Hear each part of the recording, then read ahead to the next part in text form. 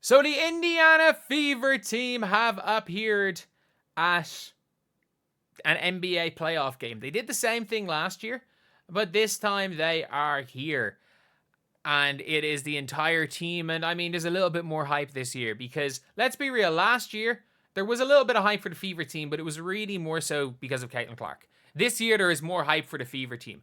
And honestly, when it comes to the casual fans, it's probably Clark Mitchell Boston, realistically. But at the same time, there's going to be hype for some players for Fever fans. And it is interesting because with the way that Indiana treats the Fever, they're the only city that treats them like a 1A, 1B. Like, as much as the Liberty are a big team, they're not the Knicks. The Liberty might be seen as similar enough to the Nets. That's the thing, but the Nets aren't the Knicks. Well, you know that. No matter how good the Nets are, they're still not the Knicks. Any other teams, obviously the Sparks are the Sparks. You know what? With the way the Dallas Mavericks are, they finally have a player they have a star that Nico Harrison can't trade. Nico Harrison can't trade Paige Bueckers.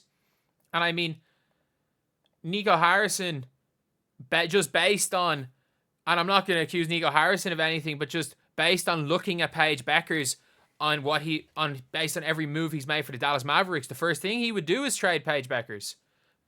But, yeah, that is obviously a crazy statement to make, but that's just a joke based on coincidence, not accusing Nico Harrison of anything there. But the thing is with this, the Fever players are back. And obviously, look, this is recording this video with this tweet's only just come out. And I didn't even notice it when I was playing Spot the Fever. I did not even notice it playing Spot the Fever. But obviously there's Kelsey Mitchell, but Yvonne Ejim's there. Michaela Timpson's there. Obviously Duana Bonner is there. So all of these players are players that, like, we haven't seen everything happen. We haven't seen anything happen with Michaela Timpson. Obviously Yvonne Ejim came earlier today. I'm guessing maybe they didn't want to put in all the rookies, or maybe she just arrived later and they couldn't get the video out in time for the workday. Maybe she just arrived later. But I'm guessing there's going to be a Michaela Timpson arrival video as well as a Julia Lane video. But if you saw as well, they're the two players right there. It's the two players there that have arrived. That is a big thing. As well as that, as expected, well, you can see Natasha Howard, but Bree Hall is very, very similarly probably to Caitlin Clark at the All-Star game, when realistically Caitlin was just attached to the hip to Aaliyah Boston. Bree Hall and Aaliyah Boston being extremely close from their days at South Carolina. Bree Hall around Aaliyah Boston, and it is good for Bree Hall that obviously there's somebody on the team that she's comfortable with. And again, do I think she makes the roster initially? No, but do I think there's a chance she makes the roster at any stage? Possibly. There is a good chance of that, to be fair. Genuinely is a good chance. It'll be interesting to see what happens in that, but no, there is a legitimate chance that Bree Hall is on the Indiana Fever team at some stage. But with all the players there, it is so important for the Fever. And I've talked about this in plenty of other videos, but regardless of who makes the teams, like Julia Lane was the top scorer in the Turkish league. And again, this is at a bit of an angle. She does look a little bit short for a true power forward. But like, she was exceptional in Turkey, albeit like on a bad team, and especially in overseas leagues.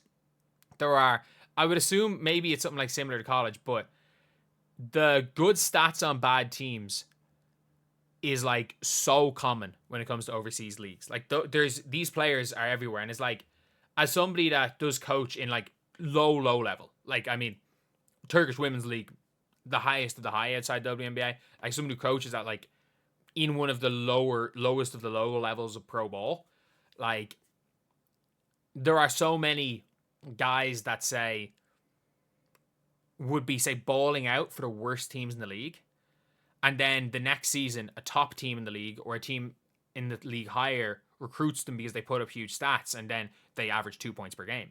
Or the opposite happens. There's guys that are in the top league or on a top team and their stats are really poor and they end up kind of trying to hang on. They take a bad deal on a lower team and suddenly they're 20 point per game scores. So it'd be interesting to see how she gets on, how Elaine gets on in preseason.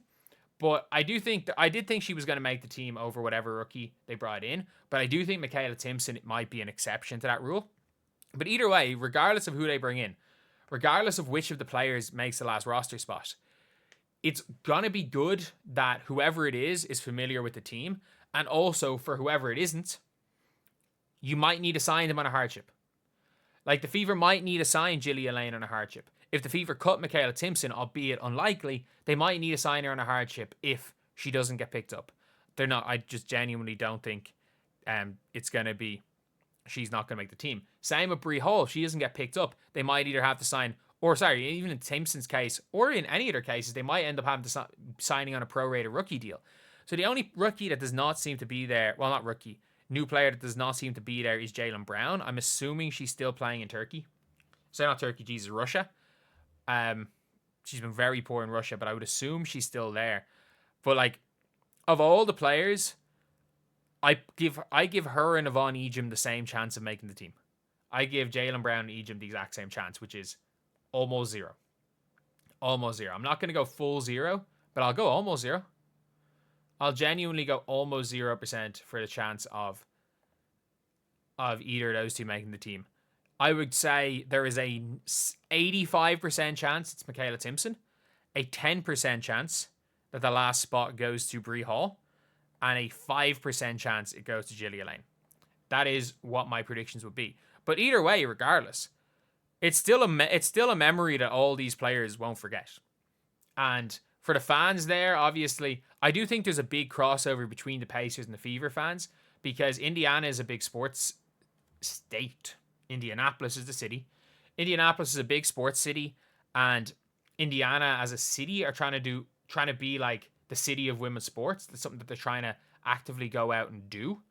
So with that being said, what better way is there to do that than have the most popular women's sports team in the world? That is the Indiana Fever, and I don't think anyone's going to argue that. Like, there are more popular female sports athletes in the world than Caitlin Clark. Very few, but there are. Obviously, prime Serena Williams, maybe not Serena Williams right now, but Serena Williams is more known, obviously. Simone Biles, and that actually might be, the list might go as far as 2, and maybe you can look back on tennis players from 30 years ago. Maybe Navratilova, if you surveyed everyone in the world, might be more known, but I don't even know if that's the case. Maybe Serena Williams is the only one that might be more known than Caitlin Clark worldwide, and then the Fever obviously are the most supported women's sports team by 100 miles. Like, there's not one, unless you take into account like de facto supporting, that Barcelona men's supporters might be de facto supporters of their women team, like actually active supporters, because nobody outside of stateside really is watching the NWSL. And honestly, even in America, there's no one even close to watching the NWSL as much as this Indiana Fever team. So yeah, that is the video. Obviously, the two of the 3 remaining rookies have arrived. Maybe they arrived a little bit late. I'm not entirely sure. And this is going to be a great experience. So anyway, that is the video. Obviously, this video is being uploaded way after I record it, purely because, well, I just want to sleep. And this video will be out a couple of hours before I start streaming. But anyway, I'll see you guys.